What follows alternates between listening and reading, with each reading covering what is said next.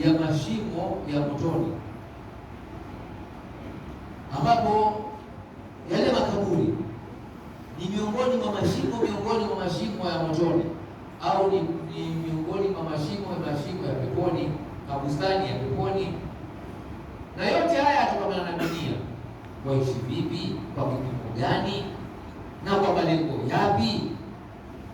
Tunafanya juhudi na bidii kuwa na mapesa, kuwa na majumba, kumiliki magari, twenda mbio dunia. Lakini Tanzania wewe utazipata na pesa zako. Hata nguo zako nzuri ambazo tunazinunua, wafanya juhudi na viatu vyako vya ghali, hauzipata na makubali. Usipata na maego. Yenye viatu pia uzikwi navyo. Sasa hiyo mbio yote kwa kukimbilia.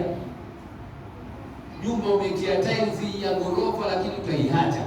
Na ndio ufanya juhudi na bidii kila wote ghorofa 10. Ufanya bidii kila gari ambayo inaotoka uwe nayo. Lakini wasipo na nini? Wewe na matendo yako. Ambao haya ndio tuyapuuza. Tunataka kumiliki kwa njia yoyote, tutapeli watu, turoge watu, tuwaibie watu, tupate kumiliki. Lakini wasahau kwamba unapomiliki utaulizwa kuhusu mali yako. Uliitumaje na ukaitumiaje? Uweze ukatuma vizuri na ukatumia kwenye haramu, na ukatuma maharamu ukataka kuisilimisha uifanye halali. Uliipataje na ukaitumiaje?